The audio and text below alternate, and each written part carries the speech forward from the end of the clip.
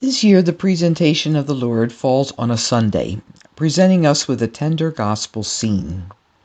In the temple, an aged Simeon takes the child Jesus into his arms, praising the faithfulness of God. He is echoed by Anna, equally advanced in years. This child is God's unexpected, unmerited entrance into our world. He will not be contained by culture, cult, or code. Yet note well that God's great surprise is nonetheless brought ever so humbly to the temple, whose time is almost past. There the babe is received by those who themselves are the humble ones.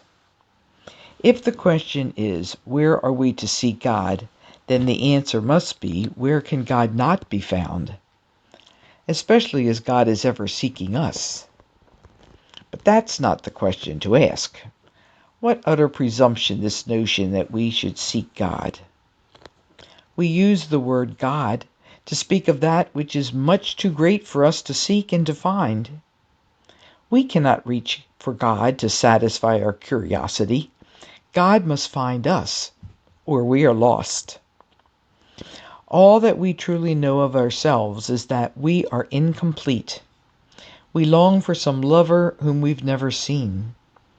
We ourselves, our own personal stories, are the living questions that must find an answer. In some still hidden lover, we will discover our true sense of self. God enters the temple because God entered history. The Most High made a promise to his people, and he is faithful. The initiative was always God's, so it must be. The only question to ask is whether or not we are among those who humble themselves, who await God in the temple. The temple in Jerusalem has fallen.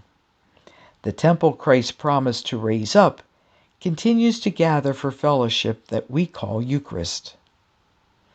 How important to us is this decision of God to dwell in our days, in our streets, in our stories.